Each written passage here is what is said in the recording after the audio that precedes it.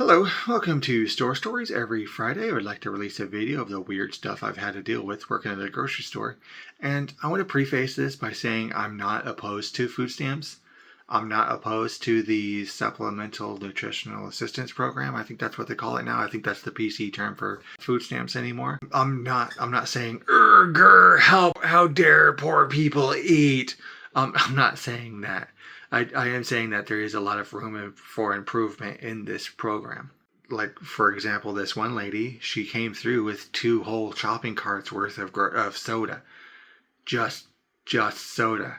And her 2 or 3 little kids carrying the quarter-size sheet cakes.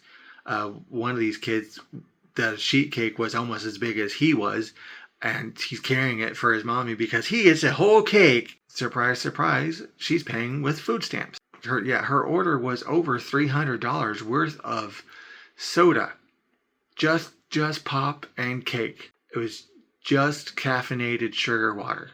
That was all she was buying, and cake. So yeah, after she paid for $300 worth of soda, she asked how much was left on her food stamp card. So I'm not exactly sure why it shows the total of remaining balance of food stamps on her card. Maybe they're just thinking that people who use SNAP are too stupid to look online to see how much money they have left, or too stupid to do the math. Yeah, I told her that after the $300+ soda order, she had several $100s left. She just shook her head and sighs. I just don't know how we're going to survive if the government won't give us enough money for real food. Yeah, that idea popped in my head and out my mouth before I even caught a hold of it. Is, ma'am, you just spent over $300 on soda. You bought $300 worth of pop. And, I shouldn't have said that. Like, oh crap, I cringed because I knew I was getting a lecture. How dare I tell her that she can't buy her soda on the food stamps. No, she waved it off. Oh honey, this is just what we drink per week. This is just our usual weekly go through. Yeah, I didn't respond to that, but you're spending several $100s a week on soda. Just pop. Only thing you're buying is pop and a couple of cakes. And that's all you're buying? And, I wish they would give me money for actual food. Well, you spent all your money on soda. You literally just spent hundreds of dollars on pop. Just caffeinated sugar water that happens to have a little bit of bubblies in it. That is what you spent your money that you're supposed to use on food. And then, oh no, poor old her, she can't have money for actual food because she spent it all on pop. Of course, there is a kind of a question on what exactly is real food, but Dr. Pepper and Ding Dongs aren't food. Yeah, and the current system, it won't let people buy the hot deli rotisserie chicken. If I was in charge, it would be covered because I consider chicken to be real food. Question on how healthy the fried chicken would be, but I would consider that to be food. I would speculate the reason why the hot food isn't covered by food stamps is because I think a lot of people would get their food stamps the first day and then go out to the high expensive restaurant, the most expensive restaurant, and drop all of their food stamp food money on one restaurant order. But then again, there is a take and bake pizza place here in town that does accept food stamps. That you can buy a pizza with the food stamps and take it home and cook it. So I'm gonna guess that the idea of the people in charge, the idea is that if people are eating food at home, they're spending less money than going out to eat at restaurants, which is kind of depends on how you do it kind of situation.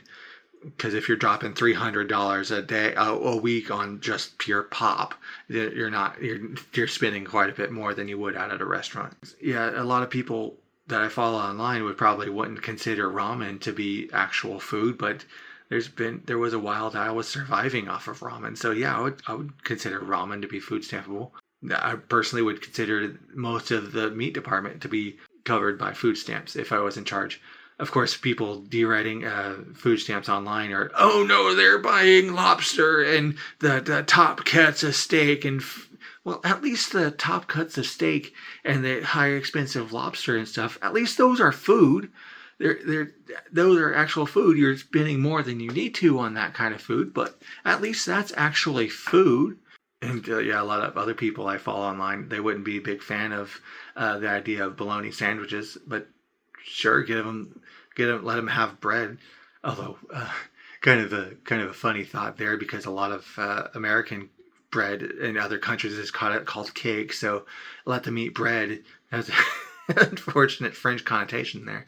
Bologna sandwiches with a bag of chips. That kind of sounds like food, but also kind of sounds like junk food. So maybe have the full size bags of chips covered by food stamps, but you can't have a snack size bag of chips that's not covered. I don't know. So yeah, it's like that would bring up a kind of question: how do you justify this is junk food, but this other thing isn't junk food? Yeah, and trying to make the vegans happy.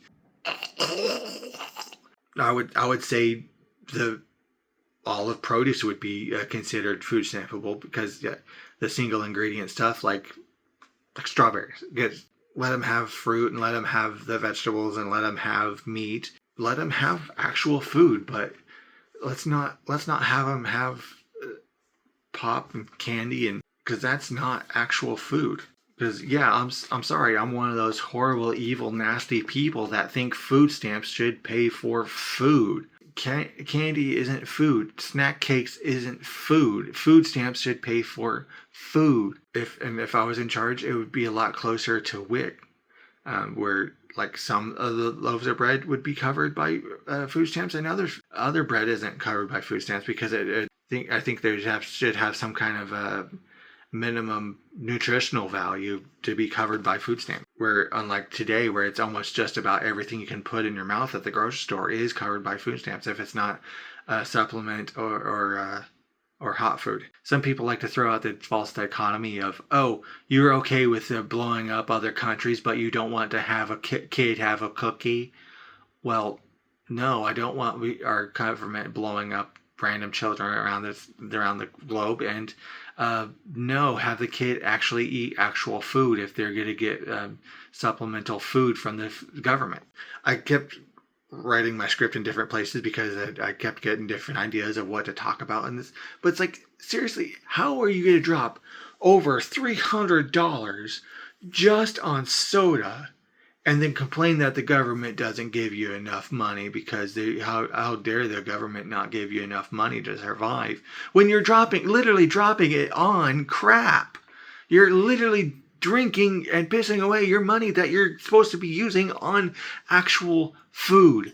So yeah, there's kind of a political movement where starting in January, if I understand right, you won't be able to buy soda on SNAP or food stamps, which I'm glad to hear. And they're saying you can't get candy or or I don't know if it includes snack foods, or if they say that candy isn't going to be covered by food stamps anymore, which is great, because people come through with a horrible health coming just absolutely falling apart, and then they're buying candy